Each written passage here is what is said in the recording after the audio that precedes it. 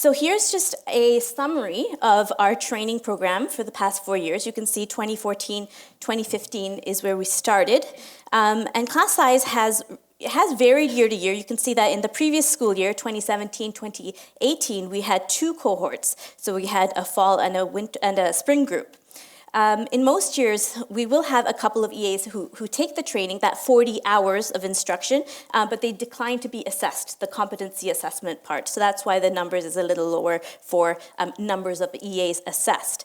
And then we've also been keeping track of the percentage of EAs who pass competency on their first attempt. And the last column shows the total percentage of each cohort who ultimately does pass.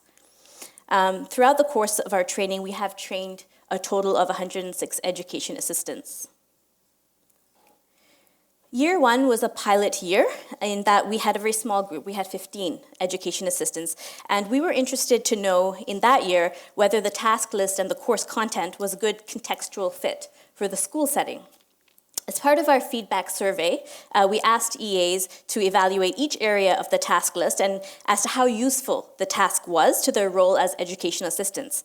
On those task list items that were assessed via observation or role play, we found that between 71% and 100% of EAs rated those items as very useful to their work as education assistants. So based on the feedback from the pilot group telling us this is very useful, I'm using this, I find it interesting, I benefited from this training, we decided that we would continue this training.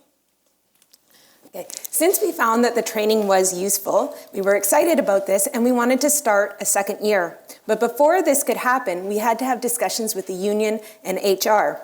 And it was through these discussions that it was decided that we had to select the EAs by seniority only, versus selecting students who had complex needs and that could really benefit from an EA having this specialized skill set.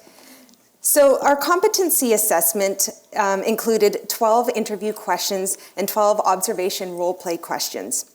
And we looked at the observation role play questions very carefully. And we decided that if they were able to demonstrate their skills at 80% or higher, then they were high performers. So in this group, we had 28 who took the competency assessment, and 20 out of that 28 were in the low performers group. So that meant that they were role-playing a lot of their skills with the assessor versus directly implementing it with their students. And only 8 out of the 28 were in the high performers group. So we looked a little bit closer at the behavioral needs, and 6 out of the 7 positions supported by EAs were high performers. So there were 7 students who had these behavioral needs, and only 6 of those EAs were in the high performers category. So here's an interpretation of the numbers. There were 21 EAs supporting students with low behavioral needs. And 20 out of those 21 were in the low performers category. So they were role-playing most of the skills that we had taught them. And there were 7 EAs supporting students with high behaviors, and 6 out of those 7 were high performers. So there definitely was a connection between the needs of the student and whether the EA had the ability to implement the behavior technician training.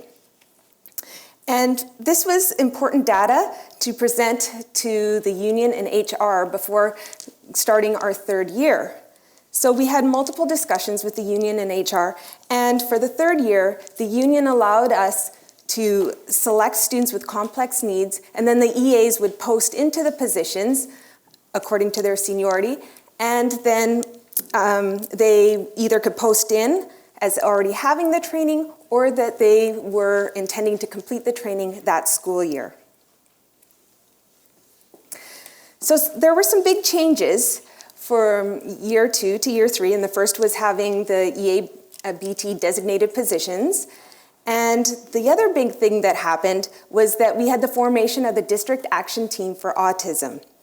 So on our team, there are now 2 board-certified behavior analysts. We also have a special educator and 1 EA who completed the behavior technician training with us the previous year.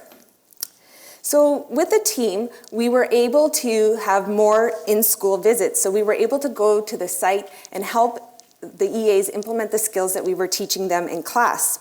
And the number of visits that we had to the school site really depended on the needs of the student and the skill set of the EA. So we were also able to provide a more structured behavioral skills training, both in class because we had 3 instructors instead of 2 instructors, and also out on the school sites because there was a team of 4 of us now. And having that EABT on our team was also a really added benefit because they could talk to the EAs at their level, and she understands what they're going through because she has also done that job herself.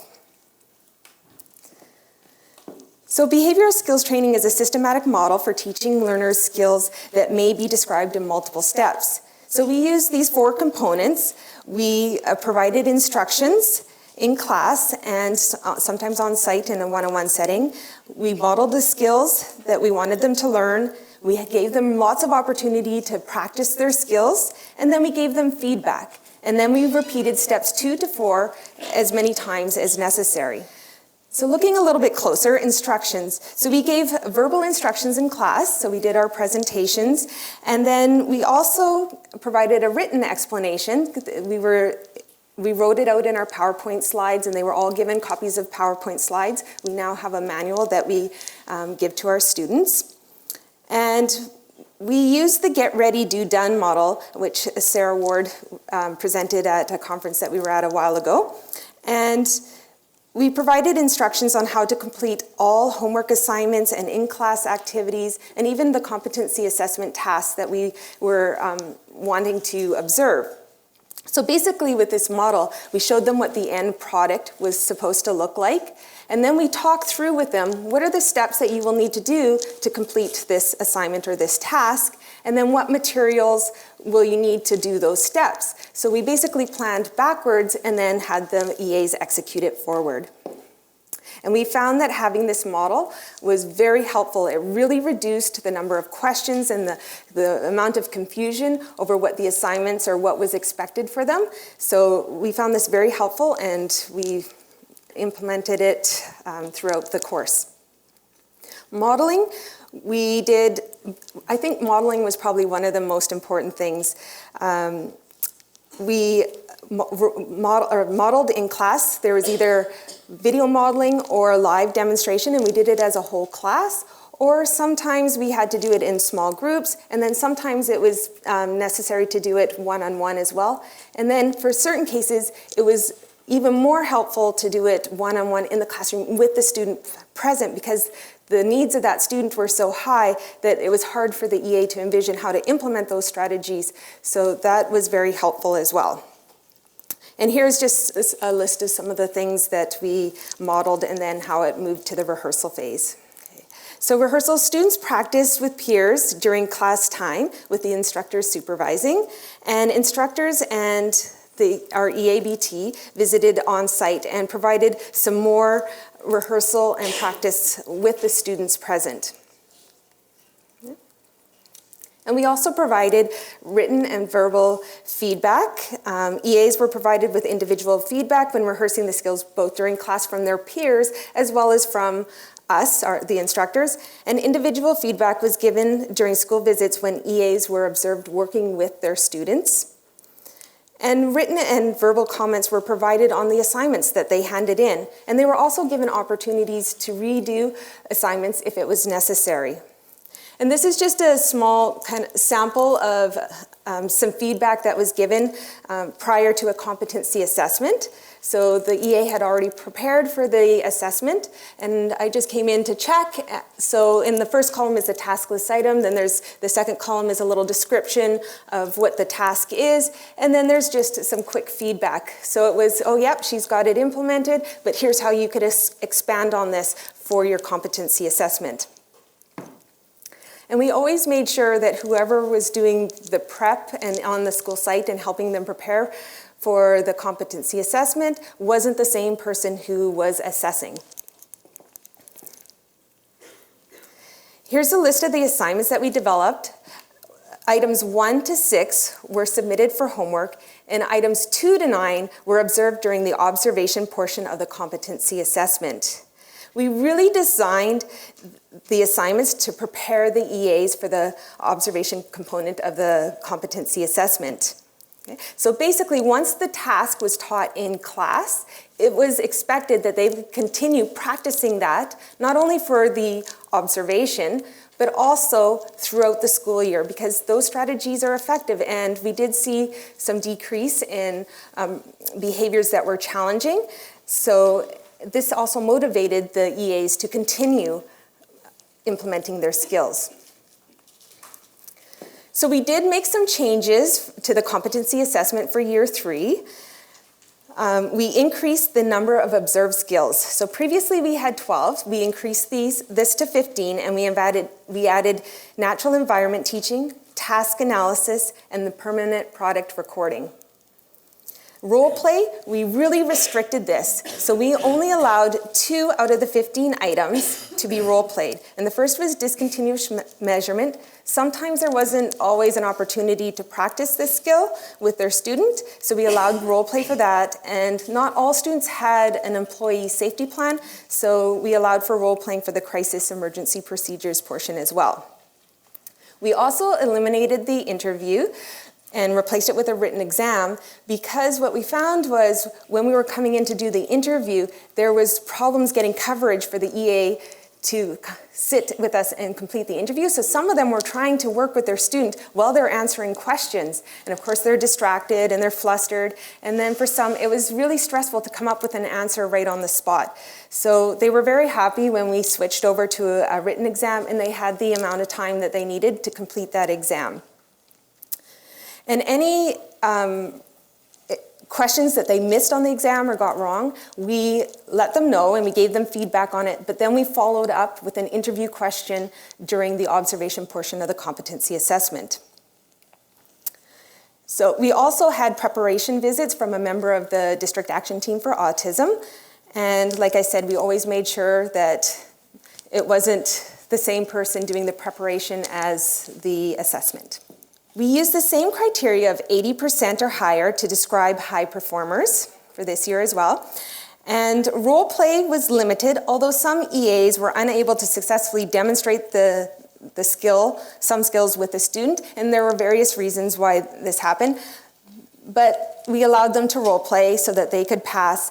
But that was only 3 out of the 22 that were in the low performers group, which is a huge improvement over the first year, or the second year. And 19 out of the 22 were able to successfully demonstrate their skills at 80% or higher. So we were very happy with this. And here's another look at these numbers between years 2 and 3. So year 2, only 29% of the group were able to demonstrate their skills during the observation portion part of the competency assessment at 80% or higher.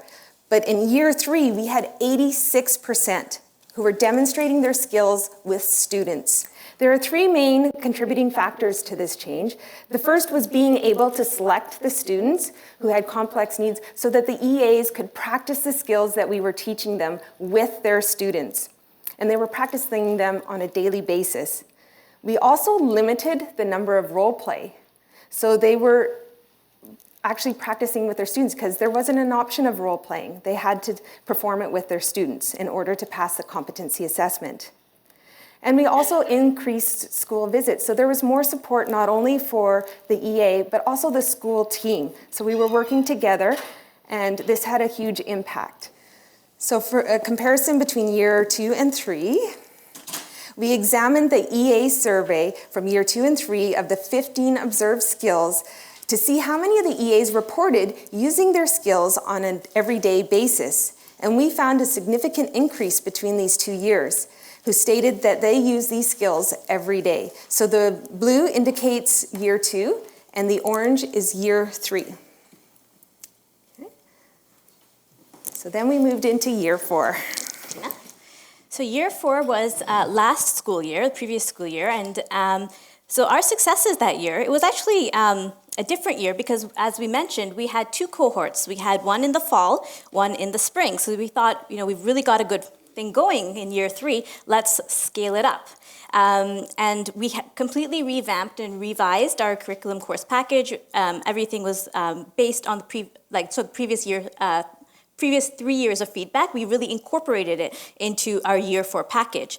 And there were a total of 43 EAs that we trained, and then 39 of them actually passed competency.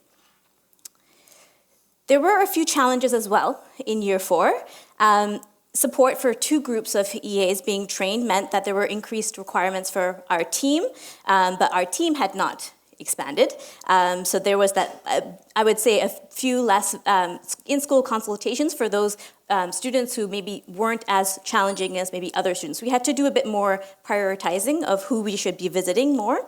In many ways, I think for all school districts, it was a transition year.